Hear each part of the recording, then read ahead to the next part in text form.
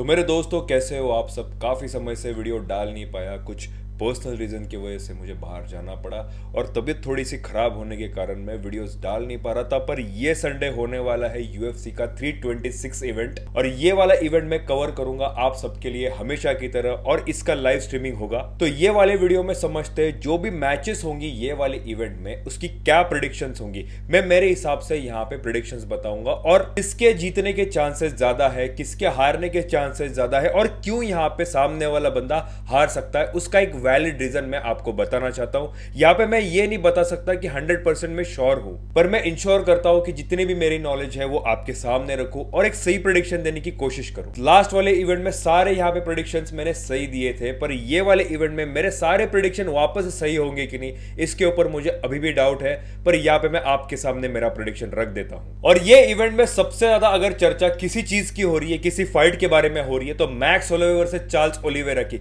दोस्तों ये फाइट होने वाली है बीएमएफ टाइटल के लिए। बीएमएफ एक ऐसा टाइटल है जो आज तक मुझे समझ में नहीं आया कि ये क्यों एग्जिस्ट करता है यूएफसी में। आपको भी पता नहीं होगा कि क्यों एग्जिस्ट करता है। तो ये वाले इवेंट के अगर डेप्थ के बारे में बात करें तो हमेशा की तरह डेना अंकल सीरियस नहीं है, यूएफसी का मैनेजमेंट सीरियस नहीं है ये फाइट को लेकर। हम सबको पता है कि यूएफसी का मैनेजमेंट आजकल कितना ज्यादा सीरियस है मैच मेकिंग के बारे में, प्रमोशन के बारे में, मार्केटिंग के बारे में। और हमारे सामने पिक्चर क्लियर है, ना डेना वाइट सीरियस है ना यूएफसी का मैनेजमेंट सीरियस है। अगर कोई सीरियस है तो यूएफसी के फैंस सीरियस है दोस्तों, पर इतनी ज्यादा हाइप नहीं है। ज्यादा लोगों को ये फाइट होने वाली है, ये वाले इवेंट में क्या क्या मैचेस है किसी को कुछ नहीं पता। पर कोई बात नहीं, ये वाले वीडियो में हम प्रेडिक्शंस के बारे में बात करेंगे और लाइव स्ट्रीमिंग अटेंड कर देना मेरे दोस्तों और वीडियो को हाइप कर देना। और ऐसा यूएफसी और कॉम्बैट रिलेटेड अपडेट्स के लिए चैनल को सब्सक्राइब कीजिए। एमएमए फाइट वाला। तो मेरे दोस्तों प्रेडिक्शन स्टार्ट करने से पहले मैं दो तीन चीजें आपके सामने रखना चाहता हूं चार्ल्स ओलिवेरा और मैक्स होलोवे के बारे में। बहुत लोगों को पता नहीं होगा, पर आप लोगों को मैं बताना चाहता हूं कि मैक्स होलोवे और चार्ल्स ओलिवेरा की फाइट आज से 11 साल पहले हो चुकी थी और वो वाले फाइट में बहुत ही बुरी तरीके से चार्ल्स ओलिवेरा हार चुके थे। चार्ल्स ओलिवेरा को हार का सामना करना पड़ा था और एक बहुत बड़ा डिसअपॉइंटमेंट वो समय में हो गया था। और 11 साल के बाद ये दोनों सूरमा फाइटर्स एक दूसरे के साथ वापस से लड़ना चालू करेंगे मेरे दोस्तों। ये वाले संडे में इन दोनों की फाइट्स हो जाएगी। पर इन 11 सालों में बहुत सारे चेंजेस हो चुके हैं दोस्तों। चार्ल्स ओलिवेरा ने बहुत बड़ा मुकाम हासिल करा, मैक्स होलोवे ने बहुत बड़ा मुकाम हासिल करा। आपको पता नहीं होगा तो Charles Oliveira light weight division का चैंपियन भी बन चुका था और मैक्स होलोवे भी चैंपियन बन चुका था मेरे दोस्तों। और देखा जाए तो चार्ल्स और मैक्स दोनों भी अपने अपने पीक पे पहुंच चुके हैं 11 साल के बाद, और 11 साल के बाद ही ये दोनों एक दूसरे के सामने खड़े हैं। तो 11 साल के बाद क्या चार्ल्स ओलिवेरा वो वाले हार का बदला ले पाएंगे? तो दोस्तों ये वाले वीडियो में मैं अपना प्रेडिक्शन बताऊंगा। तो सबसे पहले प्रेडिक्शन के बारे में बात करना चाहता हूं डॉबर वर्सेस माइकल जॉनसन। तो माइकल जॉनसन लास्ट के 3 फाइट जीत चुका था, तो ये वाली फाइट भी वो जीत जाएगा। ये सबसे पहले तो बकवास स्टेटमेंट है, बिकॉज माइकल जॉनसन 39 का है और ड्रू डॉबर लास्ट वाले फाइट में जीता था। पर अगर ड्रू डॉबर के लास्ट वाले फाइट्स को अगर एनालाइज करते तो एक चीज समझ में आती है कि 4 फाइट्स में से 3 फाइट वो ऑलरेडी हार चुका है। ट्रूथ यही है दोस्तों, अगर फाइट को एनालाइज करें तो एक चीज समझ में आती है, माइकल जॉनसन की रेसलिंग काफी अच्छी है। और मैं एक चीज मानने लगा हूं कि रेसलर्स काफी ज्यादा प्रोमिनेंट है, काफी ज्यादा डोमिनेंट है बाकी के मार्शल आर्ट्स से। आप ब्राजीलियन जिजित्सु पकड़ो, किक बॉक्सिंग पकड़ो या फिर कोई भी और मिक्स मार्शल आर्ट्स का फॉर्म पकड़ो, रेसलिंग कहीं ना कहीं डोमिनेट कर देता है मिक्स मार्शल आर्ट्स में। तो अगर डॉबर के बारे में बात करें तो एक चीज समझ में आती है, अगर लास्ट वाले फाइट्स में देखता हूं, उनको एनालाइज करता हूं, तो काफी ज्यादा ब्रॉलिंग में बिलीव करते हैं, स्ट्राइकिंग में बिलीव करते हैं। पर अगर माइकल जॉनसन उनको टेक डाउन करेंगे तो उनका प्लान क्या होगा ये हमें पता नहीं। और डॉबर की अगर फाइट्स देखते हो तो एक चीज समझ में आती है कि फाइट में कहीं ना कहीं फोकस मिस हो जाता है उसका। और डॉबर की अगर फाइट्स को देखते हो तो एक चीज समझ में आती है, जो एक कंट्रोल होना चाहिए फाइट के अंदर वो कहीं ना कहीं मिस हो जाता है। लास्ट वाली फाइट में आप देख सकते हो इल्लीगल नीज के कारण 3 पॉइंट उसके रिड्यूस हो चुके थे। और दूसरी चीज मुझे ऐसी लगती है, काफी कम समय में डॉबर ने और एक फाइट ले लिया। लास्ट फाइट उसने अक्टूबर में करी थी मेरे दोस्तों, ज्यादा वक्त नहीं लिया रेस्ट करने के लिए, वापस से वो कूद पड़ा है फाइटिंग करने के लिए। और तीसरी चीज मुझे ऐसी लगती है कि अगर लास्ट वाले फाइट्स देखे, लास्ट 4 फाइट्स अगर देखे, तो उसमें एक चीज समझ में आती है कि 2 फाइट्स तो वो नॉकआउट से हार चुका है दोस्तों। नॉकआउट एक ऐसी चीज है जो बहुत ज्यादा डैमेज करती है दोस्तों, फाइटर को बैकफुट पे लाने का काम नॉकआउट कर देता है। तो ये वाले फाइट में मेरा गो एकदम क्लियर है, माइकल जॉनसन यहाँ पे जीतने के चांसेस मुझे ज्यादा लगता है। यहाँ पे सेकंड या थर्ड राउंड में नॉकआउट निकलने के चांसेस है। अब बात करते हैं फॉन्ट वर्सेस रोसास के बारे में दोस्तों। एक चीज तो माननी पड़ेगी, रोसास ने काफी कम समय में अच्छा रिकॉर्ड बनाया। मात्र 21 साल की उम्र में उसने 11 विंस और 1 लॉसेस का उसने रिकॉर्ड बनाया दोस्तों। पर ये क्या 11 विंस उसको इतने ज्यादा इफेक्टिव है? क्या उसने एक्सपीरियंस लिया है? तो दोस्तों भले उसने 11 विंस लिए हो, इतने ज्यादा एक्सपीरियंस फाइटर के साथ उसने फाइट नहीं करा। एक्सपीरियंस तभी आता है जब आप एक्सपीरियंस फाइटर के साथ फाइट करते हो।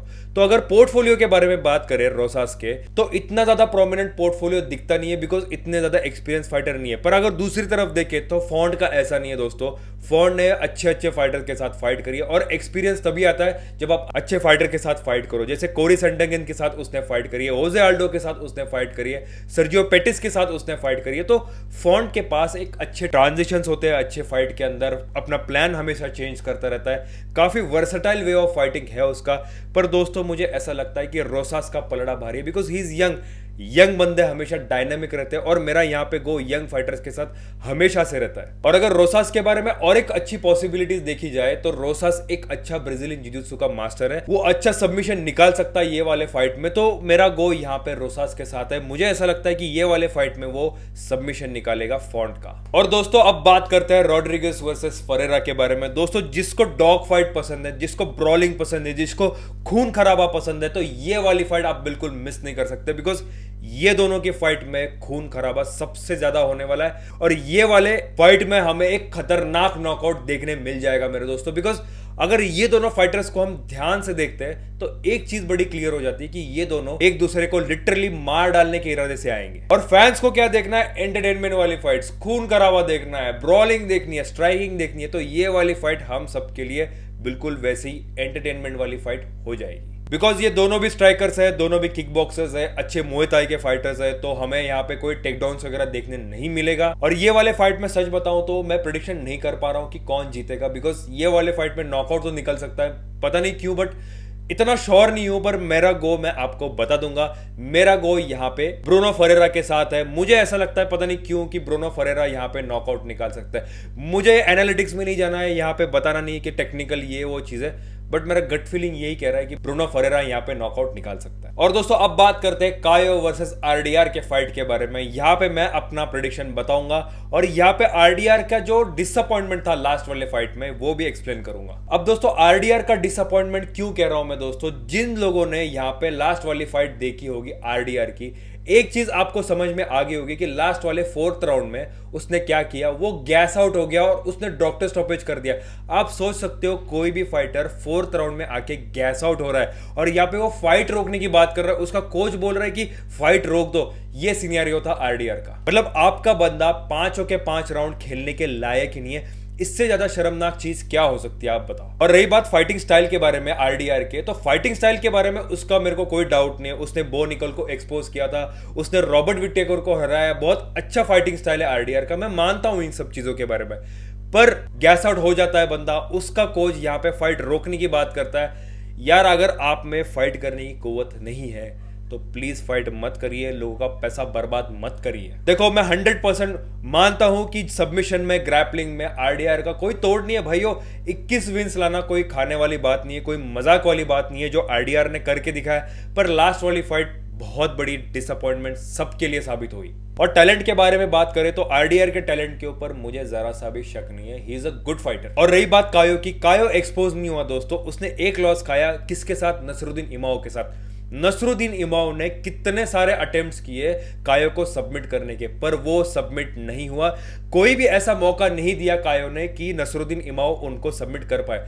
तो यहां पे सबमिशन और ग्रैपलिंग अगर आरडीआर करने आए तो सक्सेसफुली वो टैकल कर सकते हैं और आरडीआर के साथ एक डिस्टेंस बना के वो फाइट कर सकते हैं। और अगर कायो के स्ट्राइकिंग के बारे में बात करें तो कॉम्बिनेशंस बहुत अच्छे से लैंड करता है। कायो सामने वाले फाइटर को अपने जूडो से न्यूट्रलाइज कर पाएगा और कर देगा मेरे दोस्तों, और अच्छी तरीके से डोमिनेट भी कर देगा विद द राइट मैनर। तो मेरा प्रेडिक्शन बड़ा ही क्लियर है, कायो यहाँ पे जीतने के चांसेस है, ऐसा मुझे लगता है। मैं ये नहीं बताऊंगा कि कौन से राउंड में सबमिशन होगा या फिर नॉकआउट निकलेगा, ये सारे मैं कमिटमेंट नहीं दे सकता, पर यहाँ पे कायो जीतने के चांसेस है, दैट्स फॉर श्योर। अब दोस्तों बात करते हैं सबसे मेन फाइट के बारे में, Charles Oliveira versus max Holloway. Charles Oliveira एक ऐसा फाइटर जिसने वो सारे मुकाम हासिल करे, लाइट वेट डिवीजन में वो बहुत कम फाइटर्स अचीव कर पाते हैं। और मैक्स होलोवे एक ऐसा फाइटर जिसने यूएफसी में ऐसी छाप छोड़ रखी है कि उसके जैसा ब्रॉलिंग करने वाला, उसके जैसा कोर फाइटर, उसके जैसा स्ट्राइकर और उसके जैसा बॉक्सर कोई नहीं है। और मैक्स होलोवे जिस तरीके से ब्रूटल फाइटिंग करता है लाइट वेट डिवीजन में,